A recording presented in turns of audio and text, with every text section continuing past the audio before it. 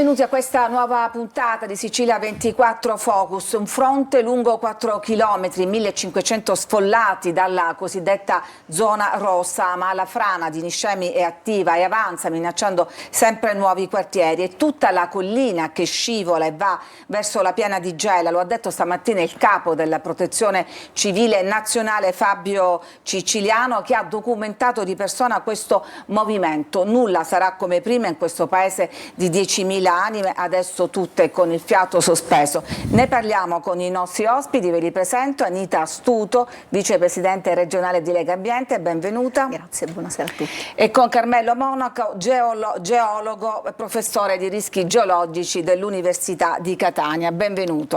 Buonasera. Prima di aprire questo dibattito però noi ci possiamo collegare in diretta da Niscemi, dove per noi dovrebbe esserci Giusy Lazzara. Eccomi, sono qui nel Palasport di Niscemi, dove è stato allestito tutto quello che è l'accoglienza per chi non può rientrare a casa, e quindi vedete anche ora il nostro Angelo Pandolfo vi farà vedere le brandine allestite per accogliere appunto le persone che in questo momento sono al comune, perché bisogna registrarsi e poi poter appunto venire e trovare un alloggio temporaneo, una sistemazione temporanea. Però quello che si è proprio nato spontaneamente è una gara di solidarietà, perché qui a Niscemi ci sono tante persone che si sono così messe in moto e hanno voluto anche dare qualcosa. Signor Mario, lei cosa ha portato oggi? Ci sono dei piumoni, asciugamani, lenzuola, toaglie, tutto quello che può servire praticamente. Non è che uno si può svenare, però il necessario che può fare lo fa. Perché sono tante le famiglie che si trovano in difficoltà, e quindi insomma anche aiutarle con anche qualcosa di concreto, perché questi sono gesti concreti. Ha voglia. Ci sono delle lenzuola matrimoniali, ci sono dei piumoncini, Insomma, letti singoli. un gesto spontaneo. Sì, ci mancherebbe. E comunque si moltiplicano i gesti, perché abbiamo visto che anche molti generi alimentari sono arrivati col banco alimentare, e soprattutto sono anche all'opera i volontari delle misericordie. Marinella, cosa sta sistemando qui? Proprio sta preparando tutto quanto perché possa esserci un'accoglienza quantomeno che dà un po' di sollievo alle persone che stanno soffrendo. Allora, stiamo allestendo le brandine arrivate da Palermo, all'incirca sono una cinquantina, per chi in questo momento si sta registrando al comune, dove ci sono altri volontari impegnati in altri servizi, pronti ad accoglierli qualora non avessero un posto dove andare a dormire, perché c'è chi ha trovato allocazione presso parenti, case in campagna. Voi come Misericordie siete pronti ad affrontare le emergenze. Questa è un'emergenza nell'emergenza, perché la situazione è veramente grave. Allora, questa è un'emergenza grave che noi abbiamo già rivissuto nel 1997, proprio nel luogo in cui è avvenuta la frana, a Largo Sante Croci. È brutto rivivere questi momenti e fare uscire le persone dalle proprie case e chiedere venga signora, non può e non sa quanto può entrare a casa sua. Con le lacrime agli occhi e con il cuore in gola, lentamente abbiamo fatto sfollare persone dalle loro case, accompagnate con le ambulanze nelle campagne, nei rispettivi luoghi dei familiari o dei parenti. Soprattutto abbiamo dato aiuto a chi non riesce a deambulare, e soprattutto alle persone anziane, alle persone ovviamente più fragili, i più fragili. Grazie Giusy, bellissima questa testimonianza. Volevi farci vedere qualcos'altro? Grazie a te. Ok, allora guarda, noi abbiamo qui, stanno anche spacchettando tutto, insomma veramente una macchina della solidarietà che si è messa in moto spontaneamente, ecco. Grazie. benissimo, grazie a Giusy Lazzara che è lì a Niscemi da stamattina. Adesso voglio darvi un contributo per aprire la discussione con i nostri ospiti. Purtroppo molte di quelle persone che troveranno ospitalità in quella palestra Od Amici non potranno rientrare nelle loro case, anzi forse non potranno neanche prendere le loro cose. Su questo è stato molto chiaro il capo della Protezione Civile Nazionale Ciciliano. Sentiamolo. Che sta scendendo verso la piana di Gela. Significa fondamentalmente che l'impatto è un impatto particolarmente complesso. Bisogna essere onesti, ci sono delle case prospicienti sul coronamento della frana che ovviamente non potranno essere più popolate, quindi è necessario ragionare insieme al sindaco in una delocalizzazione definitiva di queste famiglie. C'è ovviamente una fascia di sicurezza che deve essere analizzata. Un dato è certo, la frana è assolutamente ancora attiva, io stesso l'ho documentata col mio telefono mentre facevo il sopralluogo, quindi è chiaro a tutti che la situazione è davvero veramente molto complicata. La casa che è sul ciglio e che sembra integra è una casa che non potrà mai essere abitata, neanche potrà essere raggiunta dai vigili del fuoco per togliere quelli che sono i beni di queste case. Io voglio che sia chiaro, perché altrimenti infondiamo false aspettative che non è il caso di dare ai cittadini di Niscemi.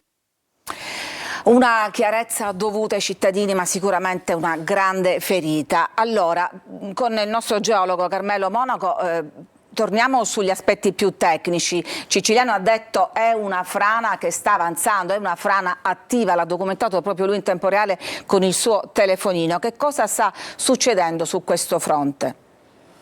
Dunque, innanzitutto massima solidarietà ai cittadini di Niscemi che hanno perso tutto. Dopodiché vorrei precisare che la frana si è attiva, però è lenta, per cui non ha provocato vittime. Questa è una buona notizia. Perché alle prime crepe le persone sono fuggite. Sono fuggite, una frana lenta. Noi chiamiamo questa tipologia di frana rotazionale, che il processo di movimento è molto lento verso il basso, a differenza di quella per esempio che è avvenuta a Giampilieri, che è della tipologia colamento, che è molto veloce, non dà il tempo di mettersi in salvo, infatti li fece una sessantina di vittime. Ecco, questo è uno schema di una frana tipica come quella che sta avvenendo a Niscemi. Sì, esattamente. Vedete, abbiamo le argille nel pendio in basso, in alto abbiamo i banconi di queste sabbie cementate su cui è costruito il paese. In origine l'abitato di Niscemi fu costruito su un placcone di sabbie abbastanza resistenti, chiaramente tenendosi lontani dal ciglio. Poi man mano, espandendosi l'abitato, si è andato a costruire sempre più vicino al ciglio di questa scarpata, che è soggetta a delle frane già da parecchi secoli. Per esempio nel 1790 franò uno di questi versanti interessati alla frana attuale. Nel 1997 è avvenuta un'altra frana. Infatti nel 2006 la regione siciliana, l'assessorato al territorio e ambiente, produsse il famoso documento, il piano assetto idrogeologico. È l'altra mappa, quella con alcune zone segnate in rosso. Questo lo dico alla regia, perché questa invece indica i due fronti di frana. Esattamente. Quella frana era già stata segnalata anche nei documenti del piano dell'assetto idrogeologico, cosiddetto PAI, della regione siciliana. Quella in giallo è la frana del 1997, il coronamento della frana del 1997, quello in rosso è il coronamento della frana attuale. Vedete, è arretrato, quindi ha colpito l'edificio ancora più a ritroso rispetto al coronamento del 97 e si è allungata verso nord. Vedete la parte in rosso verso nord che ha colpito tutto il quartiere, se non sbaglio si chiama Santa Croce, che attualmente è inabitabile. È un fenomeno molto vasto, si può dire incontenibile, su cui intervenire non sarà facile, ma come ha suggerito la protezione civile giustamente, al momento l'unica cosa è mettere in sicurezza gli abitanti del luogo e poi creare una fascia di sicurezza, allontanandosi dal fronte che tende ancora ad arretrare e a scivolare verso valle. Anche verso l'interno, quindi verso il paese. Avete sentito uno di quei volontari della protezione civile che faceva appunto riferimento a questa frana del 97, che ancora nelle memorie di tanti è viva. Vi leggo alcune cronache. Allora, la Procura di Caltagirone aprì un fascicolo per disastro colposo. Ai 400 sfollati, allora furono 400, furono offerti 600.000 lire al mese per 13 mesi come contributo per l'affitto. Nel 2000 48 case e la chiesa di Sante Croci furono demolite, ma, questa è una curiosità, quando le ruspe si avvicinarono proprio alla chiesa, una dozzina di persone fece da scudo per impedirne la demolizione, ma poi alla fine, tra ricorsi giudiziari e proteste, la chiesa fu abbattuta. Allora, Anita Astuto di Legambiente, si sapeva che questa era una zona a rischio frane, non solo per la frana del 97 ma anche per una frana ancora risalente all'700, eppure che cosa si poteva fare? Era una frana evitabile? Allora, la frana probabilmente non era evitabile perché in realtà è un processo in atto, è quello che abbiamo visto oggi è una prosecuzione, come ci spiegava il professore poco fa, degli eventi che c'erano stati precedentemente, però in realtà ci dobbiamo mettere un po' tutti in testa che la prevenzione è l'unica cosa che ci può permettere di avere meno casi dolorosi, nel senso abbiamo sentito il dottore Siciliano dire che appunto in quelle case non si potrà neanche recuperare i beni, certo. Se invece si fosse ragionato in ottica di prevenzione, ovviamente era molto difficile spiegare alle persone, ma renderli partecipi e rendere diciamo evidente, perché sì, le carte diciamo per i tecnici sono sicuramente evidenti, no? Quindi il piano di assetto idrogeologico evidenziava che quella era una zona ad alta pericolosità, ad altissima pericolosità perché era zona P4, però ecco, non fare un'azione di prevenzione significa non pianificare una delocalizzazione di quelle famiglie, di quelle case, e quindi fare in modo che magari appunto le persone potessero lasciare le loro abitazioni in modo consapevole, portando via appunto i loro beni più cari. Ecco, sono sicuramente delle scelte difficili, ma che è necessario prendere in momenti opportuni, non in emergenza.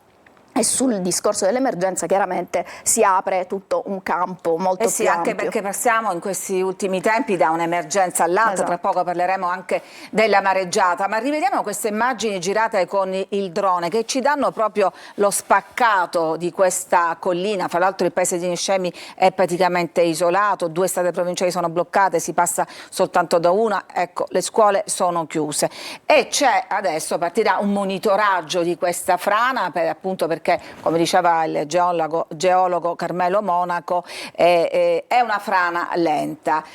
Uno viene a pensare che è la sabbia quella che non regge il peso delle costruzioni, no? Invece in questo caso è l'argilla, ma c'entrano anche le piogge abbondanti di questi giorni. È chiaro, l'acqua, le argille sono delle rocce scarsamente resistenti, soprattutto quando sono imbibite d'acqua.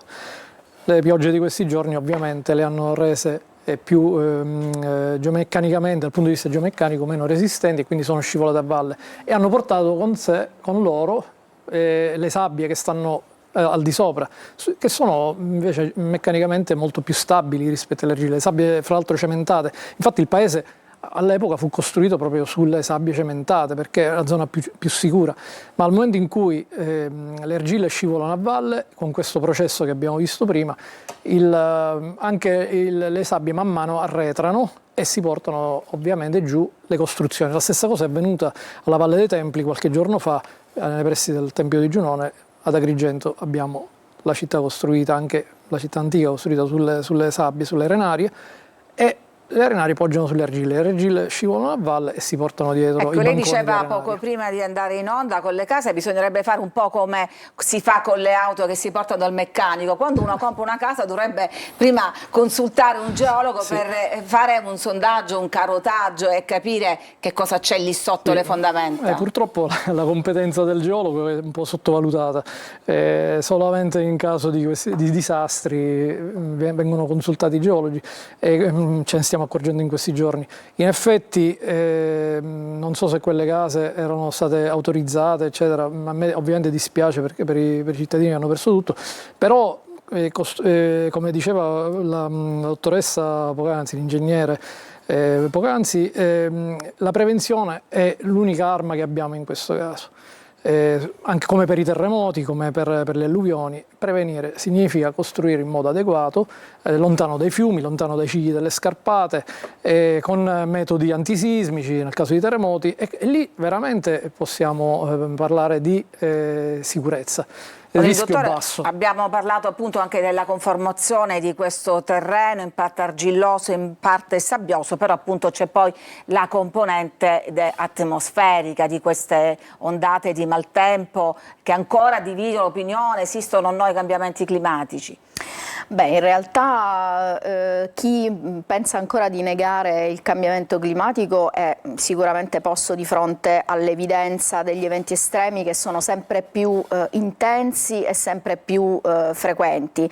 Certo è che sicuramente la comunità scientifica ormai è assolutamente concorde. Del 2023 il rapporto dell'IPCC sui cambiamenti climatici che ci dice che il cambiamento climatico, anzi diciamo la crisi climatica, è inequivocabilmente provocata dall'uomo e appunto dobbiamo fare in modo di mitigare le emissioni di gas serra che lo provocano e contemporaneamente adattarci ai cambiamenti climatici. Se mitighiamo le emissioni di gas serra ci troveremo in degli scenari per i quali abbiamo ancora delle capacità di adattarci, quindi per questo è importante fare entrambe le azioni, quelle di mitigazione e quelle di adattamento, e mitigazione e adattamento insieme sono quella che viene detta resilienza, per cui parliamo tanto, ormai abbiamo imparato benissimo l'acronimo del PNRR, che era il Piano Nazionale di Ripresa e Resilienza. Se ripresa si riferiva all'azione che veniva messa in campo a seguito della crisi pandemica, la resilienza era proprio relativa al fatto che, presa coscienza di quanto abbiamo violentato il nostro sistema pianeta a tal punto da provocare poi quella pandemia che faceva parte, ma qui entriamo in altri campi, sicuramente la resilienza è appunto la capacità di mitigare e di adattarci contemporaneamente. Ora, l'adattamento in questo caso significa prendere intanto coscienza di questi eventi climatici che saranno sempre più estremi e sempre più intensi, anche perché noi siamo al centro di un hotspot climatico che è il Mar Mediterraneo. L'hotspot climatico cos'è? È molto semplice da definire, sono quei luoghi della Terra dove è più evidente la crisi climatica, dove gli effetti della crisi climatica sono già molto più evidenti che in altre parti del mondo, cioè sia il Mediterraneo così come i poli, ecco, già evidenziano, tant'è vero che questo, il ciclone che abbiamo appena vissuto. Arriveremo anche a parlare del ciclone e della conseguente mareggiata, adesso però ci dobbiamo fermare, c'è una pausa e poi torniamo tra pochissimo.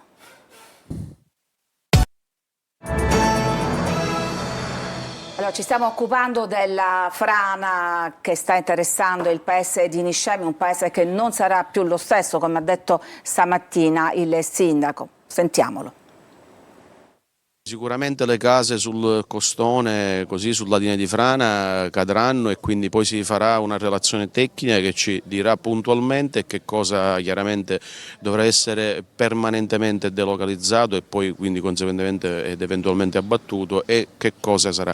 La vita nostra è cambiata, è un evento tragico che ha tranciato ricordi di tutti noi sul Belvedere, sul quartiere, sulle vie, il dramma di chi ha dovuto lasciare all'improvviso, a cui abbiamo chiesto di lasciare tutto in questa fase e uscire. Sono state attivate le procedure di assistenza psicologica, certamente ho la disponibilità di tantissimi professionisti, di associazioni che ringrazio, chiaramente questo è il primissimo passo. Ora saremo chiamati a gestire una fase che non è che si esaurisce in pochi giorni purtroppo, ma saremo molto impegnati nei prossimi mesi e nei prossimi anni. Siamo parzialmente isolati con 2 SP che non sono più agibili, certamente i produttori, perché il disagio è grande, ma moltissimi hanno perduto i terreni in un fronte lungo di quasi 1 chilometro, quindi queste sono le prime richieste. Poi stiamo riorganizzandoci per le scuole, perché 3 scuole saranno, come dire, interessate dalla zona rossa e dovremo capire prima di riaprirle. Abbiamo tante emergenze e tante priorità, purtroppo. Un sindaco alle prese con tante emergenze, così come i sindaci di Santa Teresa di Riva, di Letoiani, di Riposto, di Marzamemi e tutti quei comuni della fascia ionica che sono stati interessati dal ciclone con quella mareggiata che ha devastato il litorale e che adesso sono chiamati in prima linea. Ovviamente c'è una cabina di regia, c'è un commissario che è stato appena nominato, Schifani, ma che dovranno gestire appunto questa ricostruzione. Carmelo Monaco, anche questa linea di costa è stata modificata da questi eventi, non soltanto le opere create dall'uomo ma anche la costa, penso ad esempio al lungomare di Catania, alla scogliera. Sì, allora i crolli che abbiamo visto sono soprattutto di manufatti. La scogliera sì, è stata modificata, in parte è crollata, ma i manufatti, soprattutto le frane che abbiamo visto nei video che girano in questi giorni, è un processo che noi chiamiamo morfogenesi, cioè il mare man mano avanza sulla terraferma, soprattutto erode i promontori e riempie le baie, quindi tutte le scogliere tendono nel tempo ad arretrare a causa delle mareggiate, del moto ondoso. Abbiamo fatto delle ricerche da Citrezza al porto di Catania, abbiamo visto che il fronte della colata lavica del lungomare era molto, qualche migliaia di anni fa, alcuni migliaia di anni fa, era molto più avanzato verso il mare, era parecchie centinaia di metri. In questi migliaia di anni il mare man mano se l'ha portata via la scogliera e continuerà il processo nel futuro, quindi diciamo che è un processo che non possiamo fermare, si può in qualche modo contenere con interventi tipo scogliere, pennelli, ma la natura diciamo si riprende il suo spazio. La natura si riprende i suoi spazi, esattamente. Possiamo pensare che c'è una nuova consapevolezza, anche il ministro della protezione civile Musumeci nel suo sopralluogo a lungomare ha annunciato fra 70-80 anni proprio questo processo, il mare avanzerà almeno di 1 metro. E lui ha detto nella ricostruzione bisognerà tenere conto anche di una nuova pianificazione alla luce appunto dei cambiamenti climatici. C'è la speranza che gli amministratori, chi sarà chiamato a gestire la ricostruzione, ne tenga davvero conto? Ma noi ce lo auguriamo davvero, perché oggi è facile cadere nella tentazione di parlare esclusivamente di ricostruzione. Noi siamo vicini alle comunità che ovviamente in questo momento sono state diciamo, violate nella loro quotidianità, nei loro spazi, però è anche vero che è necessario anche riprendere diciamo, il ciclo degli ecosistemi che siamo stati noi a violare, perché se ma è in vero... termini pratici, Schifani ha detto basta quei ristoranti sulle palafitte, cioè proprio piazzati sugli scogli, ma altrimenti come si può arretrare un intero paese, un intero lungomare? Ecco, come si può immaginare una pianificazione di questo tipo? Beh, in realtà diciamo quelli che noi siamo considerati, siamo abituati a considerare come delle strutture permanenti sulle spiagge, in realtà per legge sono delle strutture precarie, sono delle strutture che dovrebbero essere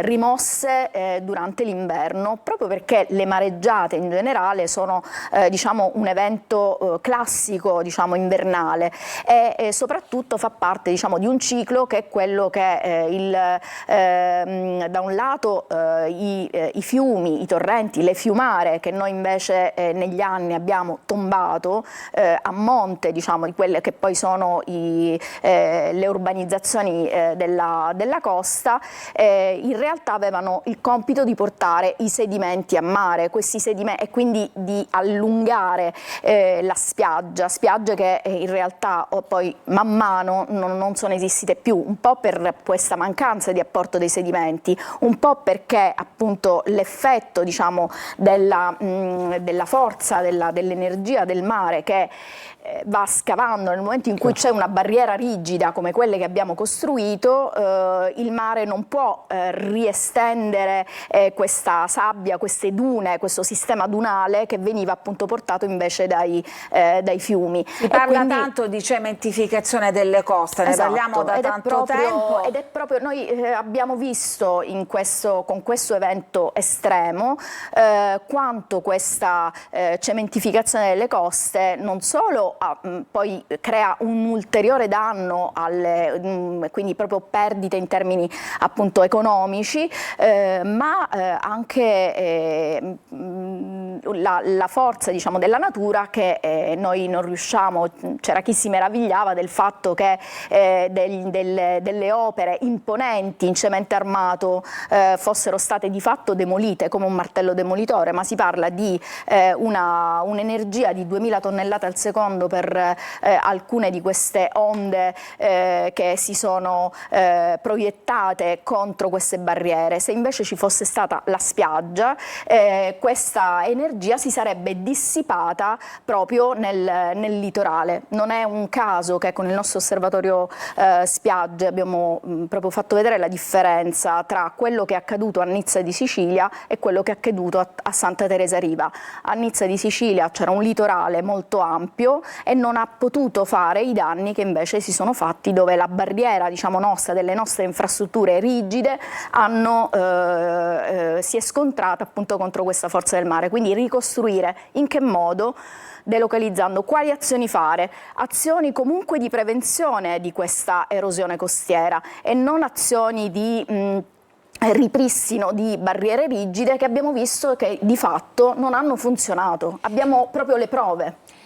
E ricordandoci, siamo ormai in chiusura, che ormai questi eventi non sono eccezionali come forse continuiamo a chiamarli, ma dobbiamo ormai attrezzarci ad affrontarli perché il prossimo ciclone, la prossima mareggiata non sarà così lontana. Allora ringrazio Anita Astuto, vicepresidente regionale di Lega Ambiente, Carmelo Monaco, geologo e professore di rischi geologici dell'Università di Catania. Grazie come sempre anche a voi che ci seguite da casa.